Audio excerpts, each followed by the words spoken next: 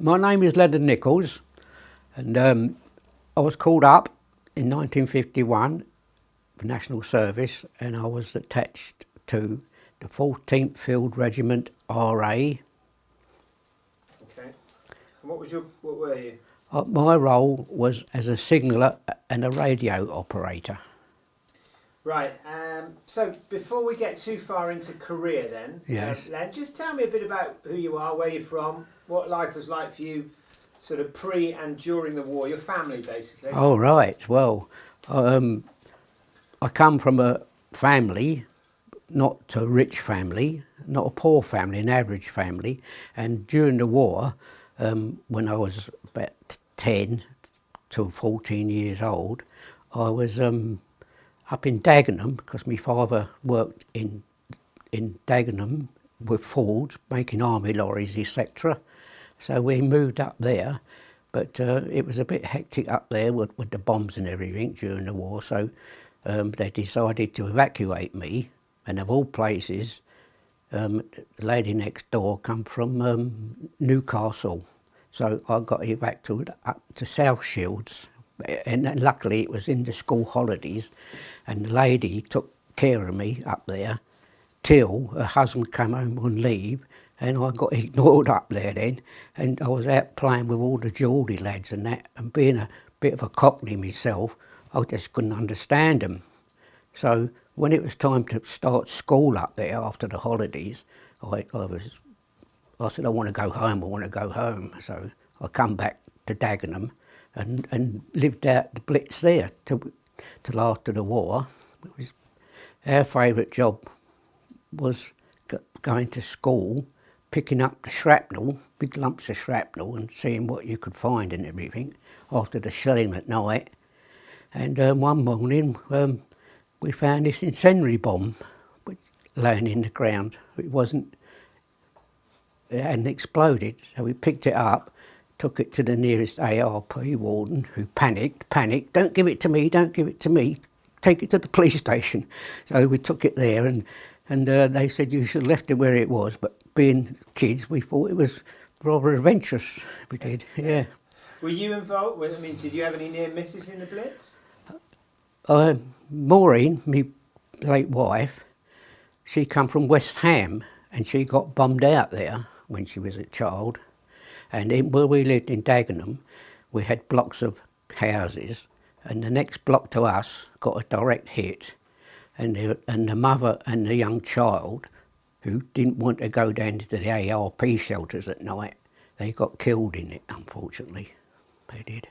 And you remember that? I do remember. Remember what was it like? Do you remember the Blitz, the noise? Yes, I do, yes. The worst noise was, because stationed right near us was a heavy attack station, letting off the shells to bring the planes down, and they made a terrific racket, they did.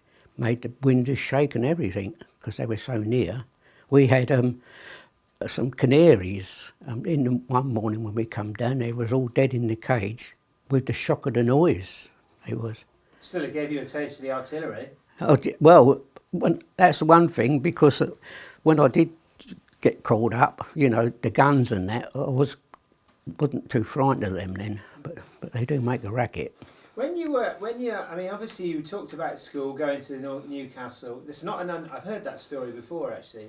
Can't remember who told me, but they just couldn't get on, and there was a bit of a distrust towards the Cockneys anyway. Yes, yeah. But you missed out on the schooling there, but obviously, and you probably had a disruptive schooling because of the bombing. Yes, yes. But do you ever remember hearing about places like the Far East and Korea and stuff? No, never at all. No, not at all. No.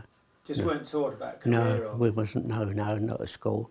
Unfortunately, I'm not daft, but I'm not very educated, and I always tell me mates and everything, I spent most of my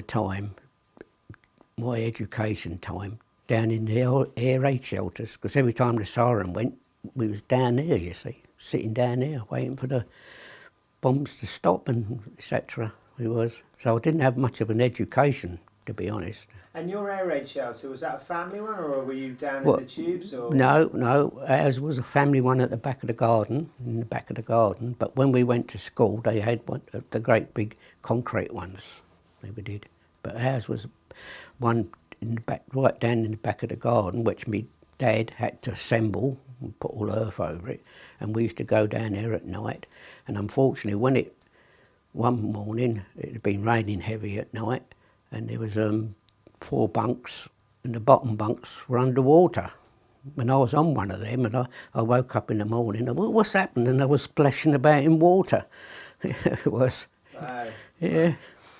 Okay, obviously when you get through the war, what do you remember of that post-war period and the end of the war and stuff? Oh, well, that was, I left school in 1948, I think I was 14 then, got my first job.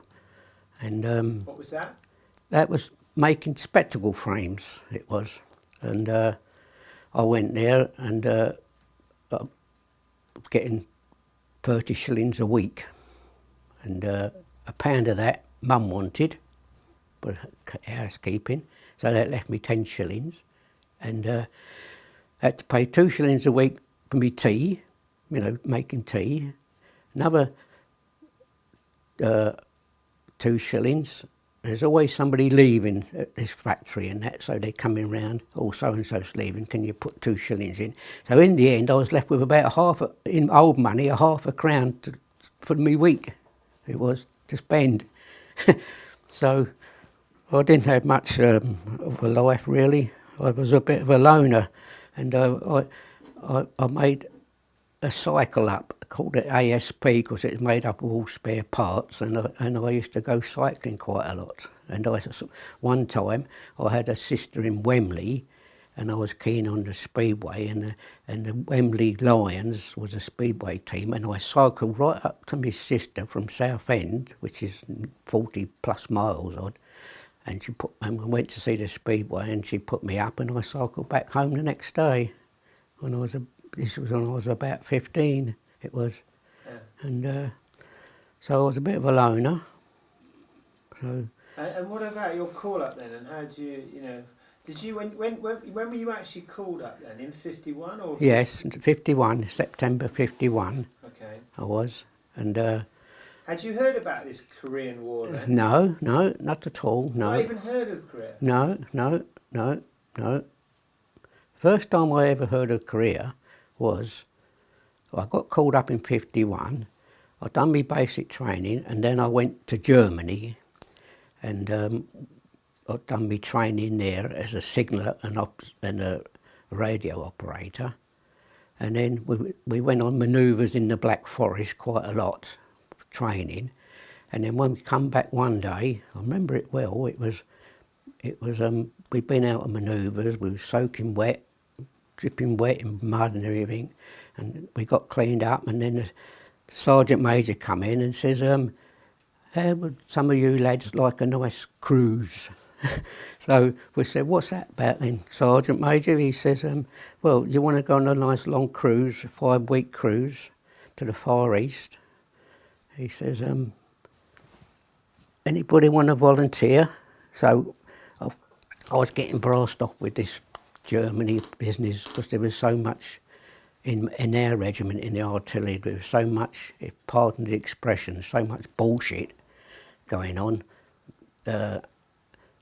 polishing guns and boots and everything all day long. I was fed up with that, so I put my name up to volunteer, and then he said, well, you're going to Korea, and then he gave us a lecture on it about what it was, and that's the first time I've ever heard of it. And when was that? That was in September 51. I thought you were called up in 51. Yes, yeah, but say that was when I was in Germany from September 51 to February. Oh, I see. So. It was before Christmas, it was. Right, okay, yeah. So, And you didn't, and then did you start to think, oh, actually, I may have made a bad call here, because you must have heard about what was going on with the 27th Brigade, and had you not? no, we hadn't heard nothing about that at all, Martin. No, we just thought volunteer. Now my brother was also in Germany, but he was a regular, and I was going to join up when I was 17, but he he says to me, don't you join up. He said, I'll kill you, he says, because he hated the army, he did, but he had to do his 5 years. And so when I volunteered for Korea, he was all keen for it, being a regular, you know, I'll come with you. But he didn't have enough service time left to go out there. You've got to have a certain amount of service left. See, I was 18 and I'd done me it was February when I went out to Korea, and I was getting on for 19. And time I got into Korea and that, I was almost getting on for 19 again. So you had to be, I understood you had to be 19 before you could even go out to Korea, even though you get called up at 18. Yeah. So that's how I got out there. Very good. You're doing absolutely splendid, Leonard. This is exactly what I want. Just your recollections is very good. Okay, so how was the cruise?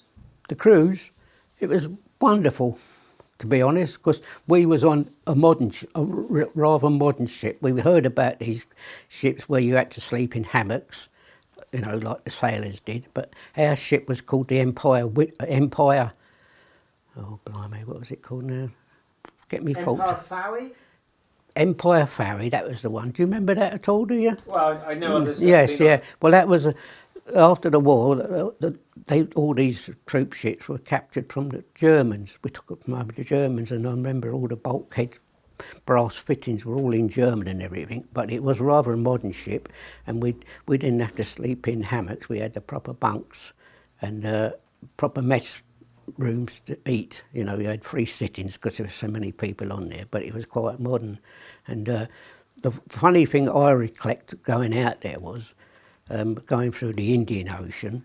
One of my little tasks was to be a lookout, make sure the horizon was clear. Then they let the infantry people on there practice with their Bren guns and rifles. And what they used to do was chuck balloons over the back on a bit of wood, and as they drifted away, they had to try and burst them, you see.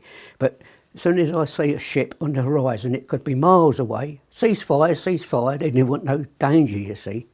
But I was laughing at them because I don't think one of them hit these balloons, you know. I thought, well, we're going to be ever so good out there if they can't even hit a balloon in the sea. Who were you travelling with? On now, there's all sorts on there. We've dropped people off at Gibraltar, some Air Force people off Gibraltar, and there was a bit of a hullabaloo on there because we had some ATS girls on there and all, and they got dropped off at Singapore. So there was a mixture of everybody on there. There was. What it was, they was already out there, you see, a lot of these people, and we were replacing people. Right, yeah. So there was a mixture of everybody on the boat. It's like when I got there, I didn't go out with the 14th Field Regiment. I replaced somebody out there, you see, because being National Service people, they had to keep turning you. They wouldn't let you go over your time, and there was a rotation of people all the time. You see, there was, yeah. And you talked about the infantry doing some training. Was the artillery doing any training? No. So you literally just. Right. Well, we've done a lot of PT and stuff like that. Yeah. But I was fortunate in one way because, I say, my brother was in Germany with me, and he couldn't go because he hadn't got enough service time in. But some of his mates in there there was a bombardier and a sergeant, and they volunteered to go out there. And when they found out I was my brother's, you know, it was my brother, God blimey, they says, you know, not another Nicholls, they says. And they took care of me though, you know, really looked after me. So I was happy there. Nice. Okay, what do you remember then of your first sight of Korea? Can you remember seeing Korea the first time? If you can't, fine, but I just wondered. Yes, I can remember when we docked at Busan. That was my first sight of it, and you've probably heard this before, but the first thing what greets you is an American band playing all jazz music, marching up and down on the quayside there, and that's my first impression of Korea when they was doing that. I've heard of it. People were saying, you know, the band would be playing for you, and they were saying when our chaps come back from abroad, like with the Falklands and that, Royal Marines marched up and down the seafront, very smart. And I remember saying then, they're nothing like, they're nothing like our boys. They was jazzing it up, up and down, marching about, dancing. The band was put you at ease, I should imagine. So, Yeah. but that was my first impression of it. And when did you meet your first Korean? Did you meet any Korean ladies in the harbour, or did you not? No, we got transferred straight onto the trains and had a bit of a horrendous journey up to the north. Why? Because there were still quite a few, although we'd pushed the old commies back to the 38 parallel, but as you know, before that, they'd overrun Korea and right down to Busan. It was just a perimeter being guarded. But as we went up to the front on this old train, rattling away, there was quite a few guerrillas left about. They were still mopping them up, trying to get them. And this train stopped several times. They were saying, we're stopping here. Where's that?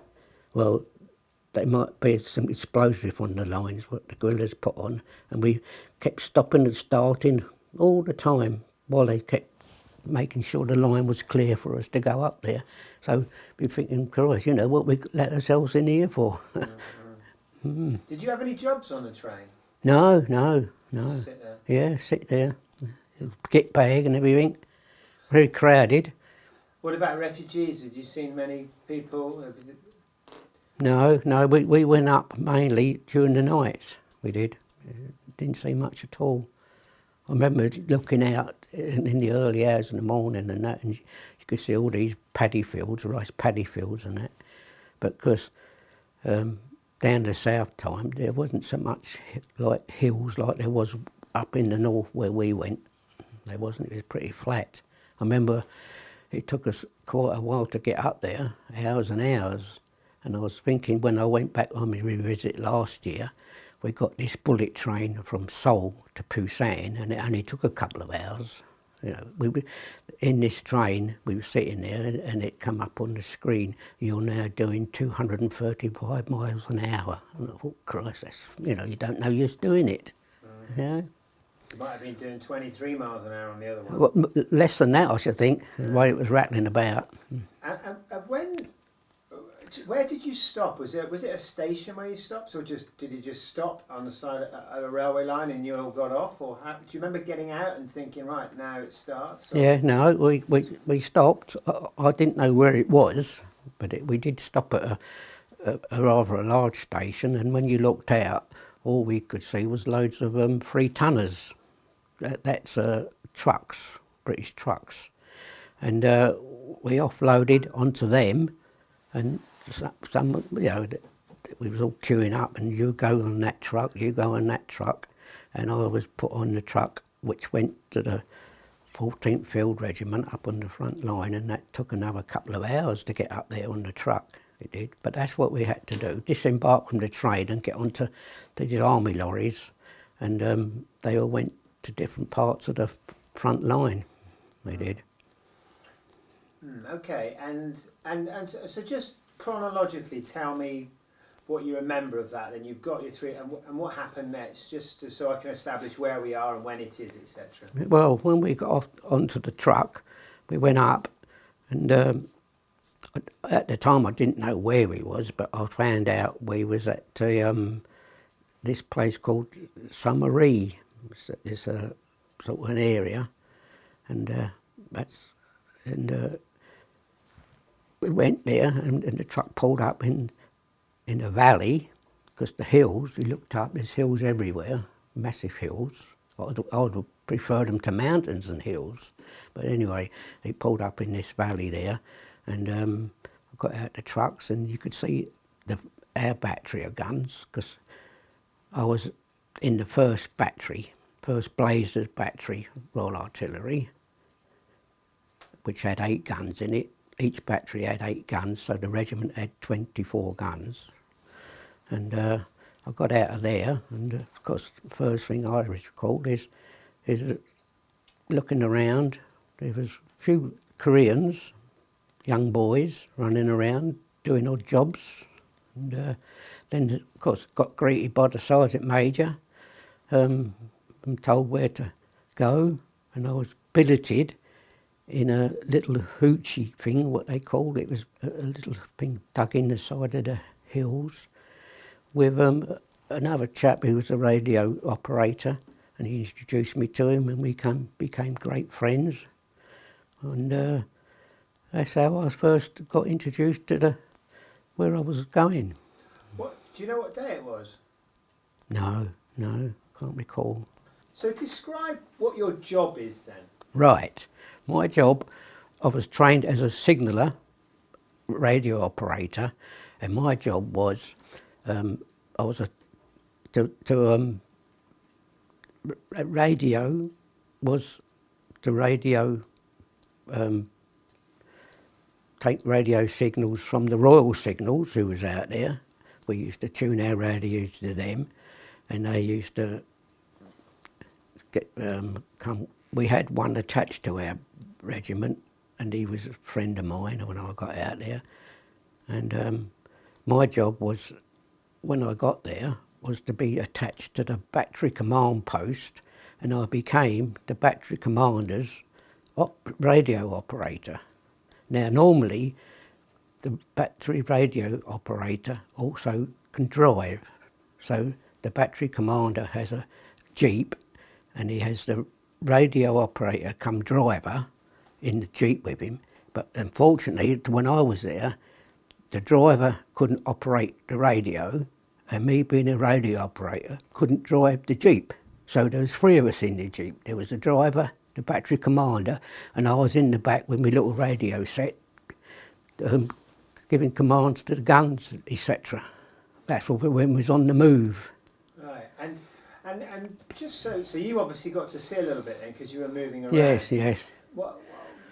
Just describe the area that you're operating. How big is it? Just for people who don't understand your job, how big is it? How are you getting around? Obviously within a jeep, is it roads? Is it tar? No. It was the countryside was very hilly, and some of the hills were really steep. And I recall you're looking around, and the only way you can get around is on tracks. There's no roads or houses or nothing up on that particular area. It was just maybe one or two shacks, but it wasn't like a built-up area at all. It was actually in like the countryside. When I come back to this area where I live now in the Cotswolds, it put me in mind of where I was at in Korea, because it was very the same with the sloping hills and that, but one or two big ones, and that put me in mind of the Cotswolds.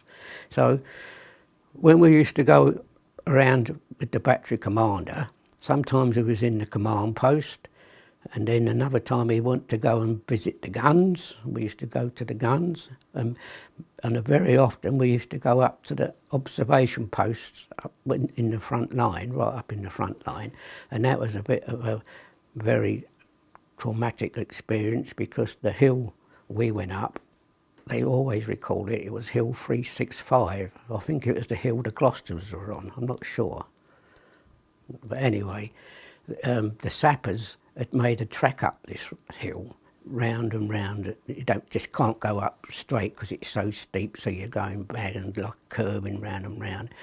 And you come to one part of it where you stopped, and it says, for the next 300 yards or so, this area of the road is being observed by the Chinese, so don't hang about. So you think, blimey, right. So we stopped. The old commander says to me, hang on to your seats, Nicholls, because we're off. And the old driver put his foot down, and boom, away we went. And we was lucky at the times. We went through there. We never got spotted or anything, but I can tell you once or twice there was quite a few people got shelled while they was going past this particular place, which was under observation by the Chinese. So I was always a bit dubious about going up to the OPs. What could you see from the OP posts? See all over the Chinese lines. There's see for quite a few miles actually. You could.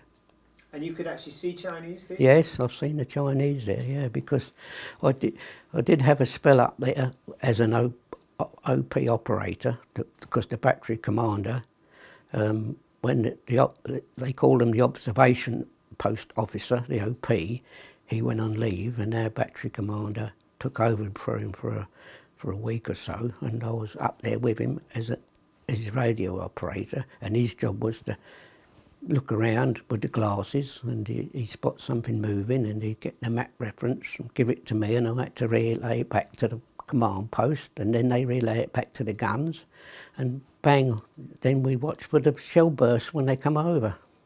And it was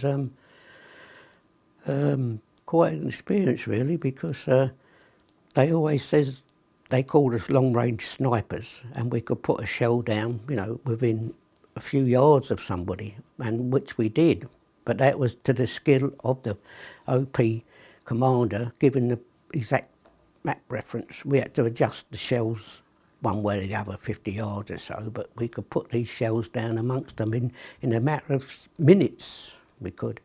And it was quite amusing to see them all scatter and run away when the first shell dropped, because they knew, even if it was 50 yards away, they knew they was going to range in, and they didn't know which way to run, to be honest. I could see them all scattering around, and you could see them because when was it? It was about March time, and there was still a bit of snow about then out there, just getting off the hills it was, and they was all dressed in white, the Chinese. They wasn't like us with khaki on, they had actual white uniforms on. You could see them in them photographs I showed you. Yeah, so that was my job out there. Just talk about the radio set that you're using, and you know, because obviously young people now are used to the mobile Yes, phone. exactly. Describe, what was it called and how did you operate it? Well, it was when I was training out in Germany, it was called a 19 set, and it had old valves in it. I don't know if the youngsters understand that, but it wasn't like a transistor radio. It had heavy valves in, and when we was training, we had to know all about these radios, and one of the things they used to do on the courses was they'd take a valve out and put a dud one in, and then, because the radio one wasn't working, you had to suss out which valve was wrong and put it in, so you knew a bit about the radios. But when we went to Korea, when I went to Korea, they'd updated the 19 set to what they called a 26 set radio set, and that was a more modern one. And it was the size of about 18 inches long by about a foot wide, and it weighed roughly about 28 pounds, the rate of a rifle it was.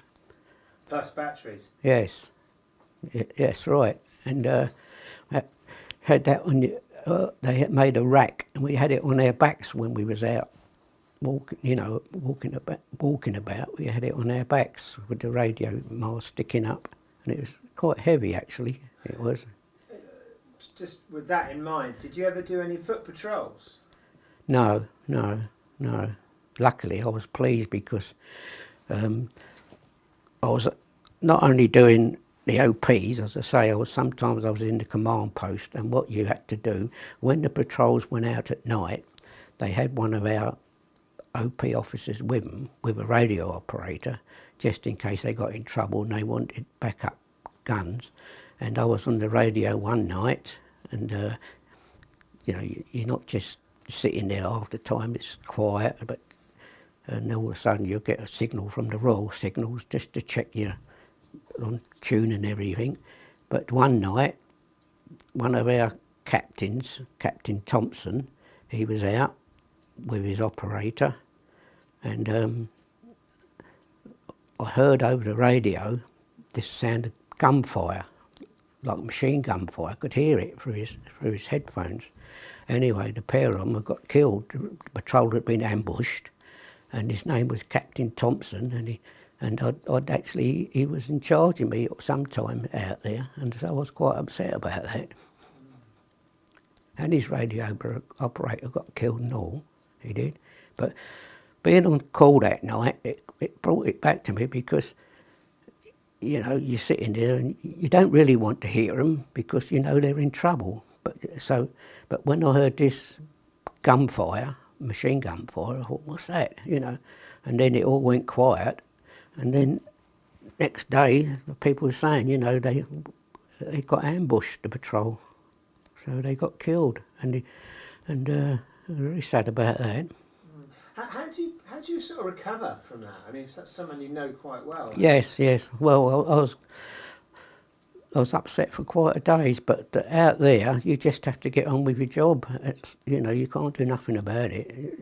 Everybody says, you know, he's bought it. It could have been you, you know, for the sake of their anything. It could have been you. So just get on with your job. That's what I was told to do. I did. And did you lose other friends out there? Not that I know of. No. I was in hospital for 3 weeks out there. The Indian Army had a field hospital, and I was put in that. It was tense. It wasn't nothing building left and there. It was tense, and I got in there and recovered in there all right. What was wrong with you? Well, it's a long story. I don't know if you want to hear about it. I'll try and get it as short as I can. But while we was out there, every time patrols went out at night, our guns moved to a forward position from where they was to get better cover for them. So we had forward positions to go to sometimes. But anyway, to cut a long story short, one day we was going out on what they call a 1,500 weight truck. It's a smaller truck than a 3-tonner, and we was told to find a new position for our command post. So when the guns go forward, we could have a little command post. It was that little dugout what you see on that photograph. Anyway, we went out there. It was me. There was a lieutenant from a National Service lieutenant, and a couple of more gunners, plotters, what they call them, and we was told to find a new position for the command post. So we went out there, and there was a sort of in the hills, there was a sort of a cutaway, and you could push a 3-tonner into it. But this National Service officer, get his name, but he decided we'd have to push it farther in. So he decided he'd, rather than leave it to the engineers or sappers, that he would try and dynamite a bit of this hillside out with small dynamite. So what he did, he got us to make some holes in the hillside, and he poked this bits of dynamite in it. And I remember him saying, now I know all about this, he says, because I was in the Civvy Street. This was part of my job, he says, you know, he was something to do with that sort of stuff. And he says, when I light this fuse, he says, never run away. He says, you walk smartly away from it. He says, if you run away, you're going to trip up and fall over. He says, so you walk smartly away. So we walked back, and in the end, we did start running a bit, because I thought, I'm going to get away from this as far as I can.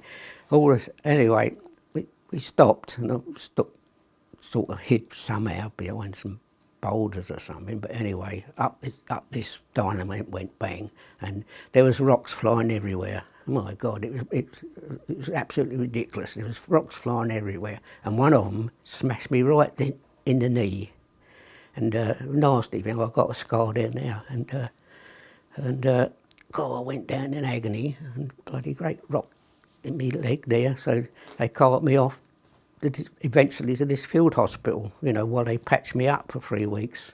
But that was the cause of my injury out there, being blown up by the same bloody officers of our own regiment.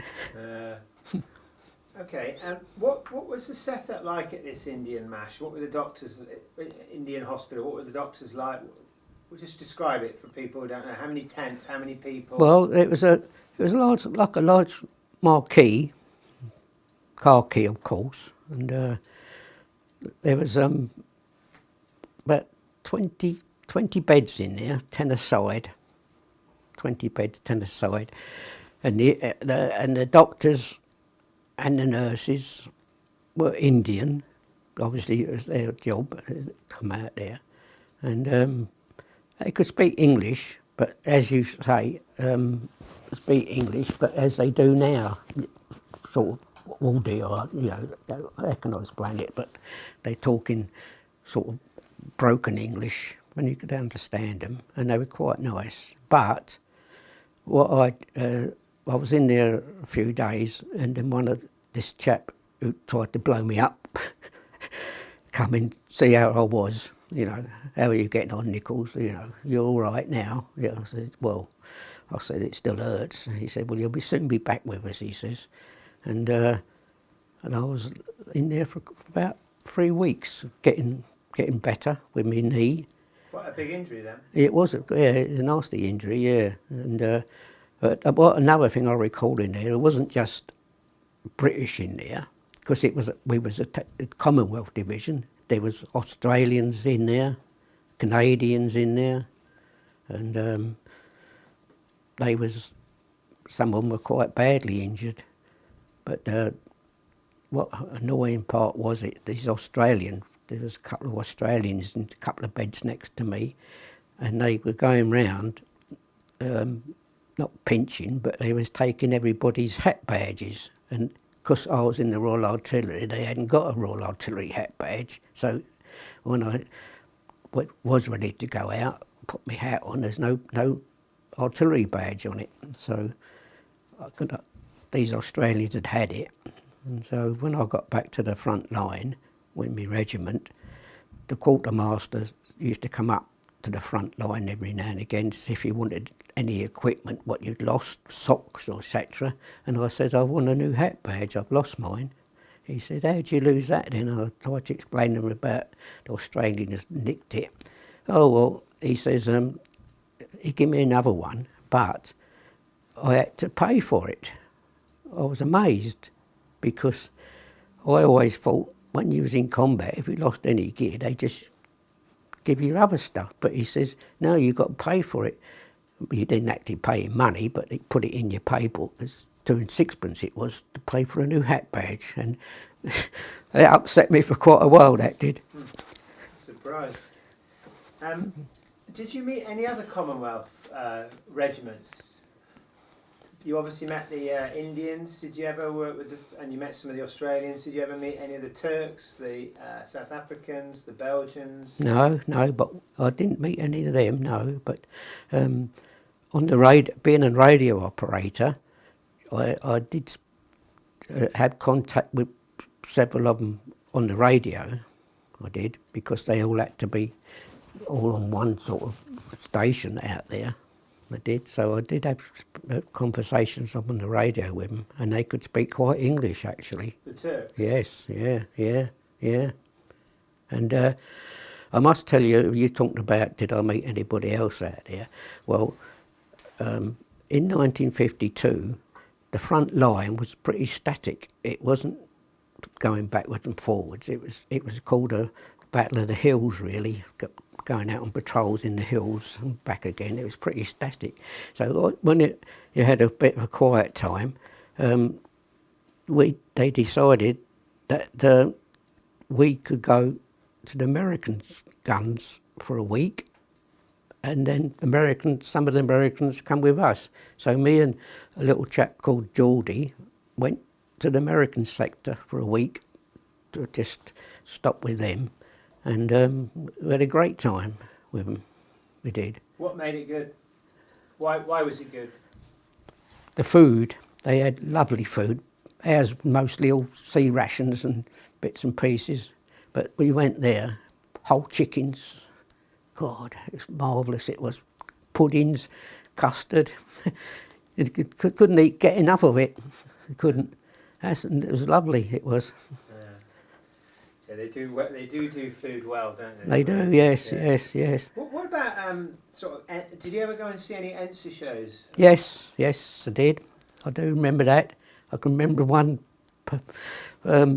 very vividly, because I don't think the youngsters had ever heard of him, but a place called a chap called he used to play the violin. Did anyone know what called him? He's a comedian with a violin. It'll come to me in a minute, but anyway, we went to see him, and also he had a group of girls with him, dancing girls, which we was more interested than him, because he come on the stage telling a few jokes and everything, and he kept playing his violin bits and pieces. And at the end of it, this is the funny part about it, at the end of his show, he says, "I'm now going to play you something serious on my violin." And we thought, well, he's a comedian, he ain't going to do much. But anyway, he started playing a very classical piece, and he was really into it. And we started throwing coins on the stage to him, and he got quite upset about that. He did, because we thought he was joking about, but he was actually trying to play us a serious piece of music on his violin. Tommy, I don't know. No, it's not Tommy, no. His son was on there and all. I wish I could recall his name. How many people go to these events? Quite a lot, yeah. Mixed regiments? Yes, quite. I would say a couple of hundred. Yeah, yes. And we also had Kathy Kirby. She was out there. She was an English singer. Puts you in mind of what's Jenkins, her name? Catherine. It's Catherine, puts you in mind of her a lot. And she was a singer out there. And she, and she entertained us, dressed up lovely, what we wanted, being kids, as we called ourselves then. And they was doing the stages and going around different places all the time, not just in one place, but they went from one area to another. And, did you ever meet any? Do you ever have any dealings with any journalists out there? No. What about rats and snakes and stuff? Oh dear, don't talk to me about rats. Oh dear. I was out there. I went out in February, and we was there to December 1952. Well, when the winter come on, in October time, it was very cold out there, very cold. I can remember if you ever picked up a jerry can with your bare hands, it'd burn your hands because the coldness of it, if you get what I mean, it stuck to your hands, and it was very cold. Anyway, because it was so cold and out there, our particular area, our little command post area, we used to dig a great big hole and chuck all the rubbish in it and fill it in. Because it was so cold, you couldn't even get a pickaxe handle in the ground, nothing, it was so hard. So the stuff was not chucked about, but it wasn't buried so as good as it was, and there was quite a bit of litter running around, and that encouraged a lot of rats out there. And if you think the rats are small in this country, you want to see them out there. They're nearly as big as rabbits, they are. I see one crawling about one day out there, and I didn't know whether to shoot it or what, but it made you shudder seeing the size of them. And that was caused, in my opinion, because the ground was so hard we couldn't get rid of our rubbish in the holes we used to dig and fill them in. And that's how the rats got about. You never see them in the summer. It was in the winter time when they was crawling about looking for food. Yeah. What about the Chinese as an enemy? I mean, obviously you're quite a long way from them, but did you ever get any of the propaganda from them? Did you ever see any of that? Yes, I did, yeah. Did you ever see any Chinese? I see them when I was up in the OPs. Right, but you never saw anyone close up, POWs or anyone like that?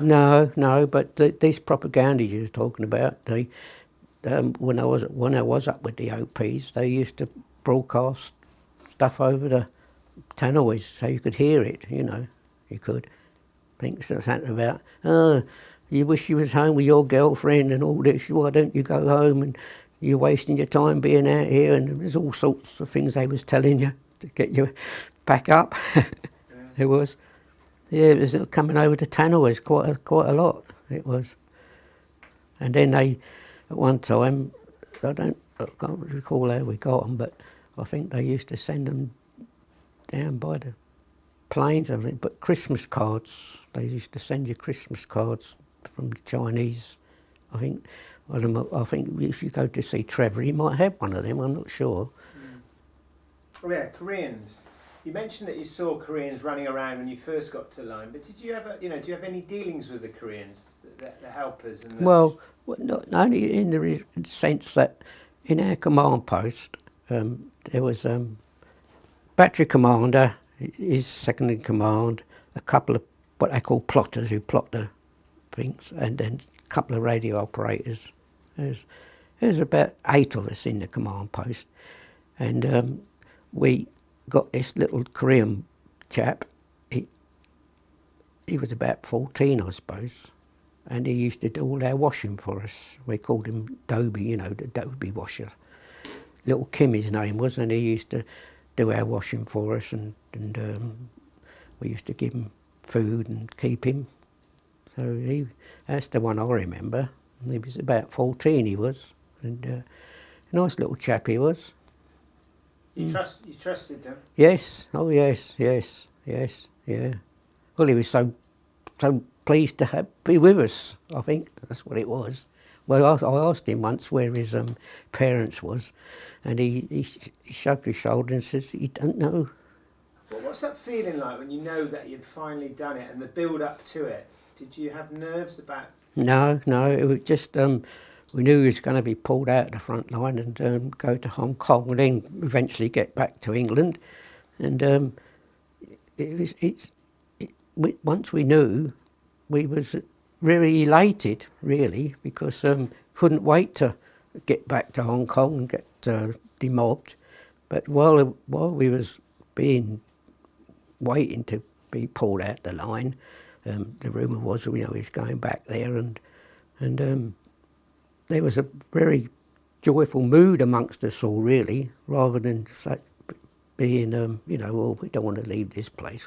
I wanted to leave it as quick as I could. So we pulled out on Christmas Day. We kept it all quiet, apparently, amongst ourselves, and we left. We didn't exactly take all our guns with us. We left them for the next regiment, who was taken over from us, the 20th Field Regiment. They took over from us, but all the staff, as you call them, we all pulled out onto the 3-tonners and went down to trains on the boats and back to Hong Kong. We did. And then that's when more trouble started for me, because while we was in Korea, our pay, which was paltry, but you used to get an extra £1, I don't know if it was a week, I think it was a week, for being in the combat zone. You used to get extra pay for that, but they kept it in your pay book. So when we got to Hong Kong, we asked if we could have our extra Korean pay paid to us, and which they did. And then me and another couple of lads, we went to Hong Kong, and we was absent without leave for 3 days. I got quite put out by that, because I wanted to go back. They said, "No, we don't want to go back into that camp," they said. And we was absent for leave for 3 days till the MPs caught us, and then we was put in the guardhouse, and then we went to another camp where we sentenced about 3 weeks. We was. Blimey, you must have had a good time. Well, we was all right because we had a bit of money, you see. We did. But being absent without leave in the army is a very serious thing, and I got misled by my other 2 friends, unfortunately. That's my story anyway. You were innocent. Yes, I was, yeah. But just an innocent young man enjoying the delights of Hong Kong. Yeah, fair enough. And what was the delights of Hong Kong like? Very nice, yeah. Well, I won't say too much about that if the children are going to hear about it. But it was fine, and because being absent without leave, if you did go on normal leave out there, you could go to what they called raffles club and that, where they looked after you. You could be put up in proper hotels and have a nice time for a few days. But being absent without leave, we had to keep away because we, if you went to one of these clubs and give your rank and everything, they'd have known who you was and you'd have been back inside straight away. So where we went to all these little old dingy places that were out of bounds to everybody else. We did. Yeah. And we managed to survive for 3 days before we got caught. When you eventually got out and you got home, what do you remember getting home? How was the reception, and what were how easy was it for you to adapt to? It wasn't very easy at all, actually, because I had no job to go to, because if you recall, I told you before I went in the army, I used to make spectacle frames. And about a year, less than a year, it was about 6 months, and I knew I'd got to be called up in 6 months. And the army, or the National Service people, they were obliged that the firm you work for should take you back after you come out of the National Service. They were obliged to take you back. But unfortunately, this firm I work for, the spectacle frame makers, they had a big factory, and lo and behold, it caught fire, burnt down. So I got no job to go to, and trying to get a job then, knowing you're going to be called up in 6 months, and even the employers knew that, they wouldn't give you a job. See, so I did eventually get a little job making brushes in a little factory, but I told the chap a lie, because he says you'll be called up soon. It ain't worth taking you. And I said, well, I've had my army papers and medical, and I'm not fit for work, you see. So when I did get called up, I just had to disappear, so I couldn't go back. So when I come out of the army, I had no job. But eventually I did get a job on the local water company, and I was there for 40 years and worked my way up to a very good job as a manager in the end. And on the water company, I was there for 40 years. So And did career loom large in that period? Yes, it did, yes, because we come back, and for I got demobbed, and they had so much leave owing to you. So I was still walking about in my battle dress, with me flashes and things on, and people were saying to me, oh, you're on leave? I said, no, I finished now, I finished the army now. Oh, where was you then? I said, I was out in Korea. First thing they say is, well, where's that? Nobody knew nothing about it. And that's what sort of annoyed me, because you told them about it and they didn't even know about it. And I'm sure there wasn't much in the papers about it at all, while we was out there. There might have been a little bit in the corner somewhere, but I'm sure there was not like it is today. Well, you can actually see it on the television happening, but nobody knew where it was when I told them even. But didn't even know what was going on. It was very, very, very, very annoying it was, because that's what the reaction I got was, well, where was that? And you tried to tell them, because it was a very traumatic business being out there and coming back and people just shrugging their shoulders and saying, oh, and not taking much notice of you, what you've been up to. So that's what the reaction I got when I got back. I did. And have you been back since? To revisit. Yeah, I went back last year. Okay. How did it compare for you going back, from what you remember and what you saw when you went back? Well, I was absolutely flabbergasted, because I never dreamed it would be like that. When I was out there, we went to Seoul a couple of times with the battery commander, pick up some bits and pieces in his truck. It was dirt tracks, Seoul. It was places burnt down, burnt to the ground, because it had been taken by the Chinese, recaptured by the Americans, taken again. I think it was taken 3 or 4 times, and it was absolutely flattened. But when I went out there last year, I was amazed. It was absolutely, made London look like ragtown business because it's a lot of American influence with high skyscrapers, freeways, undergrounds and everything. And what they done in that time, in that 70 years, was really, really, amazing. And I got to know that the Koreans were very hard workers, and they got stuck in and rebuilt the place, because I can remember somebody saying that, I think it was Eisenhower or somebody, American, saying that after we left Korea, he says this country would take at least 100 years to recover, but in 70 years they built a new blinking city up there.